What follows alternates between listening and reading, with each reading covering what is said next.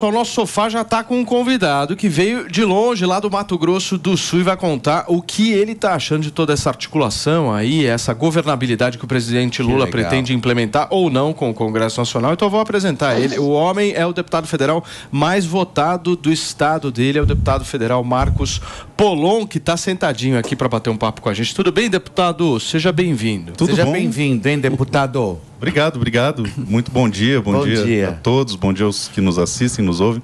Muito feliz por estar aqui com vocês. Eu sou um fã do programa, então é sempre uma alegria muito grande poder participar aqui. Eu acho até que era um sonho que eu tinha de poder conhecer. Ah, que legal.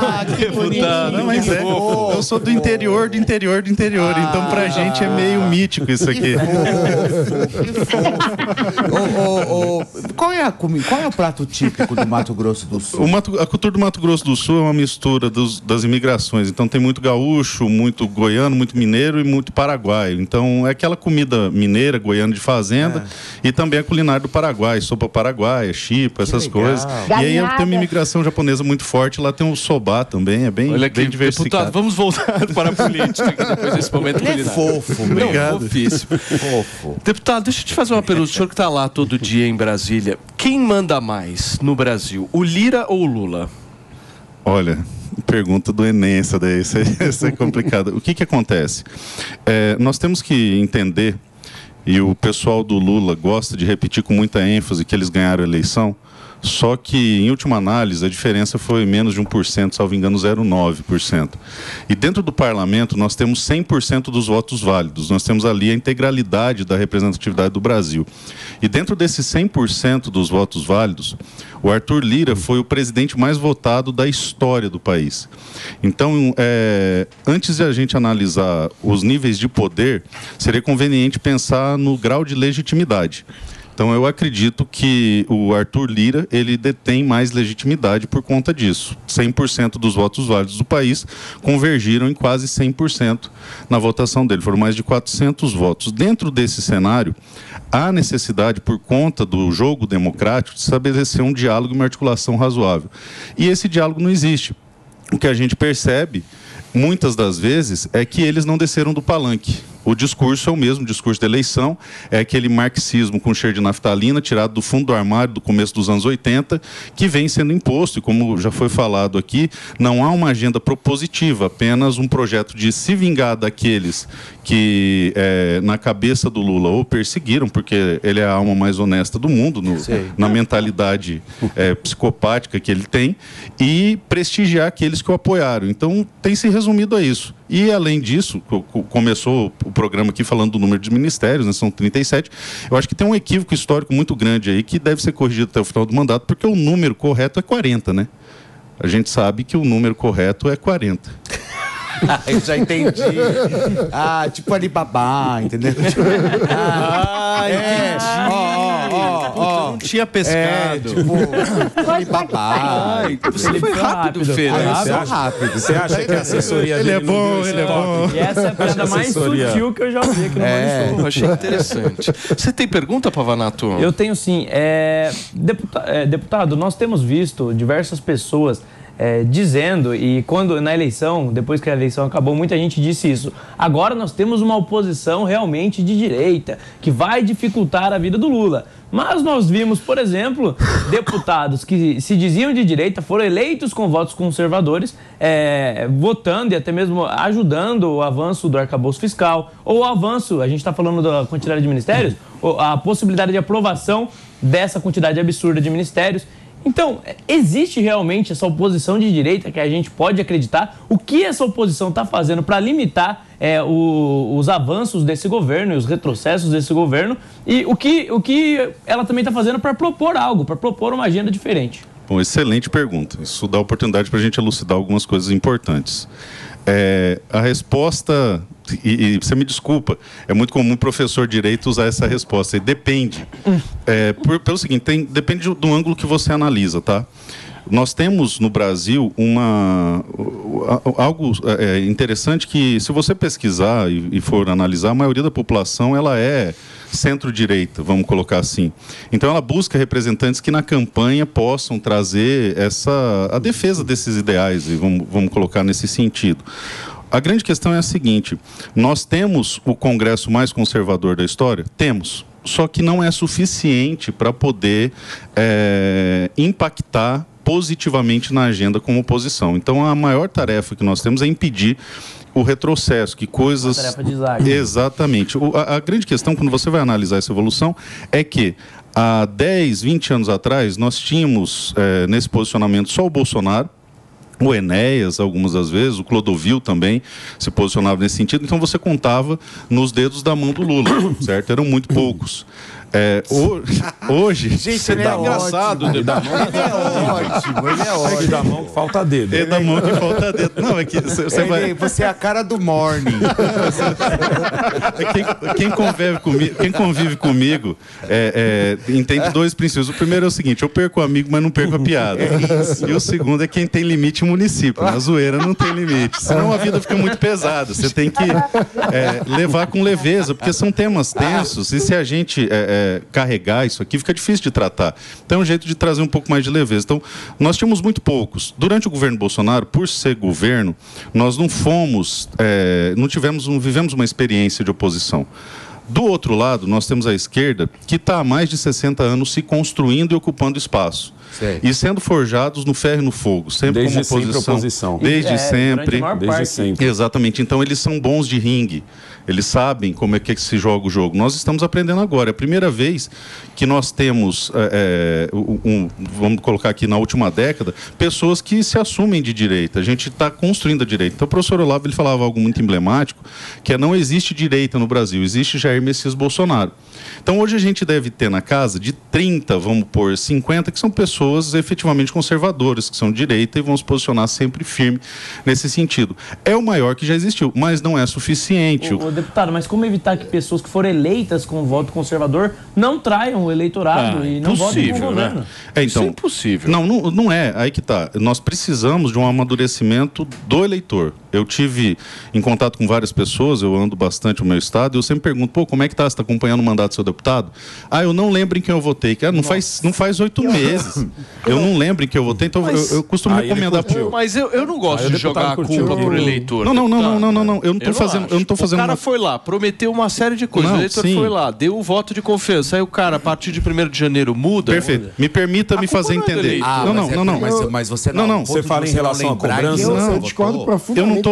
Eu não estou atribuindo culpa, tá? É bom deixar claro isso, eu não estou atribuindo culpa, deixa eu me fazer entender. Eu recomendo às pessoas que, quando levam a colinha na urna, fique com essa colinha na carteira.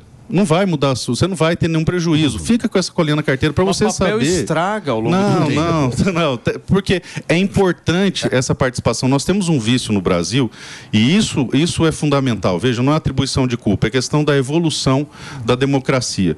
Nós acreditamos que o exercício da democracia, ele se encerra na urna. Então, você pode conversar com vários amigos hoje, faz esse exercício e você vai encontrar várias pessoas que entendem assim: já votei, fiz a minha parte. E, na verdade, aquele não é o ápice do exercício democrático. Aquele é o começo, aquele onde você deposita um mandato. Então, vamos lá.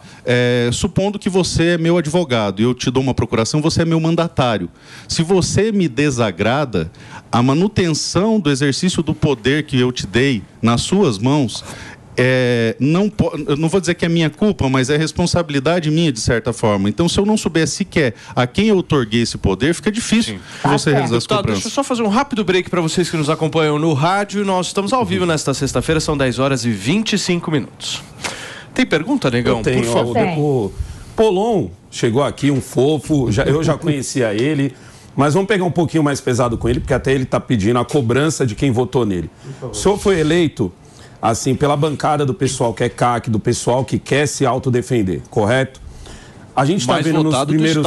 Isso, a gente está vendo o senhor, o Bilinski e tal, a gente está vendo nos primeiros 6 meses um desmonte, praticamente, uma perseguição. Eu chamo mais de perseguição.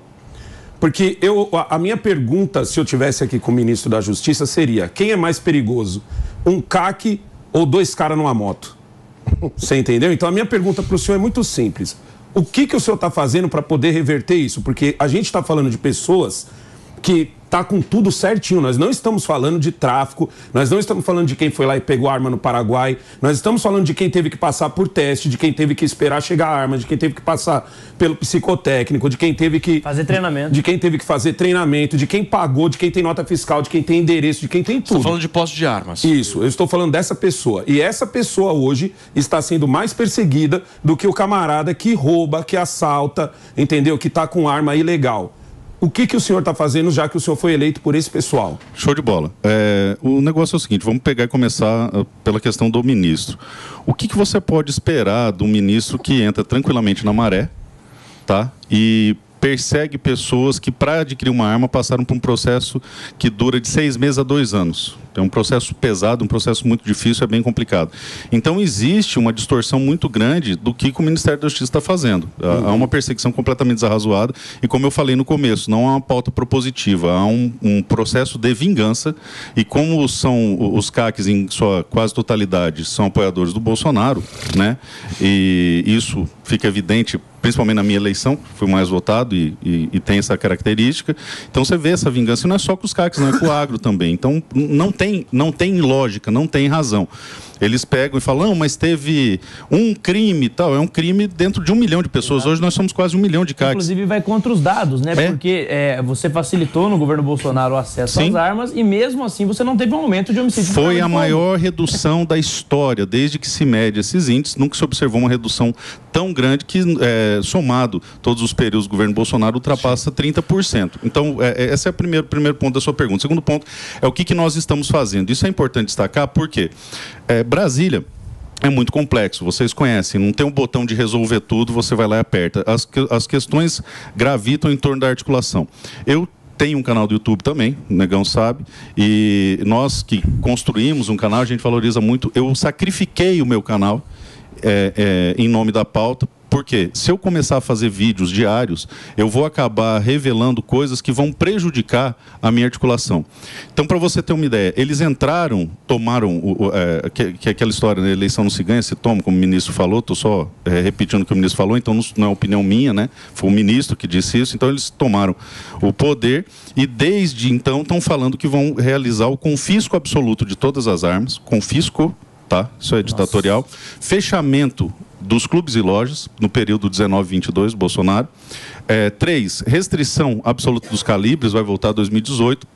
E 4, todos os negócios que foram realizados até 31 de dezembro vão ser desrespeitados, algo que vai contra totalmente qualquer princípio básico de segurança jurídica. Então, veja, são 4 problemas graves.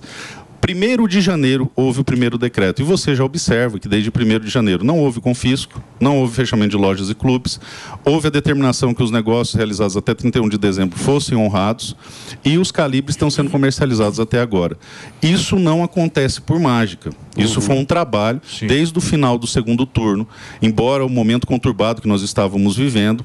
Eu fui para Brasília, fiquei constantemente em Brasília, tive um contato com vários parlamentares e hoje existem mais de 200 CACs só na Câmara, certo? Então a gente faz toda essa mobilização e essa construção, essa busca pelo diálogo fez com que houvesse um posicionamento da casa, deixando claro que não admitiríamos medidas ditatoriais nesse sentido. Então, se nós estamos segurando até aqui, é porque algumas pessoas têm dormido de 4 a 2 horas por noite. Deputado, e trabalhado um pouco mais do que normal. Acompanha pelo rádio, para vocês que chegaram agora, são 10 horas e 29 minutos, a gente está batendo um papo aqui com o deputado Marcos Polon, deputado mais votado do Mato Grosso do Sul, falando um pouquinho sobre a questão do armamento. Antônia, eu tenho uma última pergunta, meu amor, por favor. Tá, bom dia, deputado. Reza a lenda que o Bolsonaro está preparando, né, prefeitos, né, está preparando pessoas para virem disputar as prefeituras das grandes metrópoles. Ontem eu trouxe aqui no meu canal o ex-ministro da Saúde, Queiroga, que vai disputar né, a prefeitura de João Pessoa, na Paraíba. Já sabemos que o Ricardo Nunes vai aí disputar a prefeitura, né, com o apoio, tudo indica, do Bolsonaro, PL, Tarcísio, parece que apoia também, enfim, apesar de não ser do PL. E temos também, pelo que eu entendi, você disputando a prefeitura de Campo Grande. Isso procede? Bom, obrigado pela pergunta, Antônio. O que acontece? Eu vou tentar ser bem rápido na minha resposta, tá? Primeiro, é fundamental construir o máximo de prefeituras e vereanças possível, Tá? Porque, como eu falei, a direita está em construção. Então, por exemplo, você olha para a esquerda, você vê que o Zezinho é da pauta A, o Guinho é da pauta B, o Luizinho é da pauta C, já existe essa identidade. A gente está começando a construir isso. Até mandar um abraço para o meu amigo Gustavo Gaia, que abraçou a pauta da educação e hoje está ligado a ele. O Nicolas é o cristão na política, a questão do armamento. Então, a gente está começando a se construir. Isso passa, e é muito importante, pela formação de base. Infelizmente, em 2020, nós negligenciamos as prefeituras e isso custou muito caro na eleição.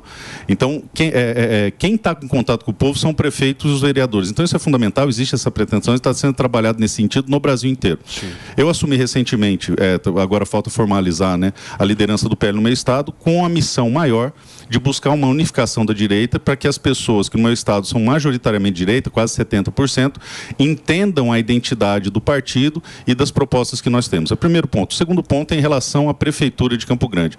Eu acredito que qualquer projeto que envolva o serviço público não pode ser um projeto pessoal. Você não pode ser candidato de si mesmo. O Negão me conhece, ele sabe que eu não tinha pretensão de ser parlamentar, nem político, eu fazia trabalho de bastidor e estava muito bem, obrigado. Só que uma conjuntura me obrigou a seguir esse caminho e, como eu não sou de fugir de embate, eu acabei aceitando e consagrando um projeto que não é meu, é um projeto de todas as pessoas que acreditaram nele. Então, o mandato, para mim, nada mais é do que uma ferramenta para eu poder exercer isso. A prefeitura eu vejo da mesma forma, eu não sou um candidato de mim mesmo, eu não tenho essa pretensão, não sonho em ser prefeito, não perco noites de sono. Isso é papo de candidato, hein? Não, é sério. É sério, eu vou te isso aí, para mim, dizer traduzindo, porque... é candidato. Não, eu vou te dizer por quê. A conclusão é óbvia, se não houver alternativa viável e for uma missão e eu tiver que cumprir para essa pauta maior, que é o fortalecimento da direita, eu tenho que aceitar, porque quem está na chuva tem que se molhar, quem está no baile dança. Agora, as pessoas têm que entender que muito mais importante do que projetos de lei imediato, medidas que são urgentes, nós temos que cuidar da construção de uma política em décadas, não em anos. E a construção da direita passa por essa questão de base. E só para fechar, eu tenho muito receio do executivo, porque no Brasil, independente se você faz tudo certo ou tudo errado, você condena o seu nome quando você entra no executivo. E o Bolsonaro é um exemplo claro disso. Ele cometeu um crime terrível, ele tem um cartão de vacina que supostamente alguém que não se sabe quem mexeu e tal. Então você vê que há essa perseguição e vai haver essa perseguição, principalmente nos de direita, que tem aquele hábito de fechar a torneira e fazer uma administração austera. Enfim, se eu puder evitar esse encargo, eu evitarei, mas se eu tiver que enfrentar, eu vou enfrentar, e partindo do pressuposto do que o presidente fez, é o mesmo modelo de gestão técnica, com o pessoal apresentado antes mesmo da eleição, porque o eleitor tem que saber, e austera. Deputado, o senhor é pré-candidato ou não? Como é que é, Antônio? Candidato à prefeitura ou não, de Campo Grande? Olha, hoje, se a eleição fosse hoje, provavelmente não, porque eu não sou candidato de mim mesmo, é a construção, é um grupo.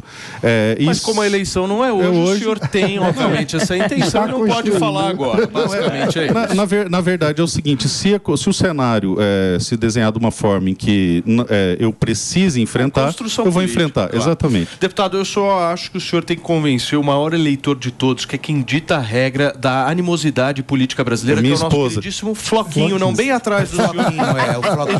Ele tá dormindo, mas daqui a pouquinho o Floquinho acorda. Deputado Marcos Polon, muitíssimo obrigado pela sua... deixa ele aí, Eu que agradeço. Não dá. Deixa ele assistir no programa. Eu posso colocar ele no seu lugar, você gostaria? Vem para São Paulo e seja candidato. Ele veio lá de Mato Grosso do Sul, coitado, cara. Faz assim, Felipe Campos, pega o WhatsApp do deputado e, faz uma articulação. Daquele jeito que só você sabe fazer. Você vai votar nele também, Felipe? É lógico que eu vou. Claro.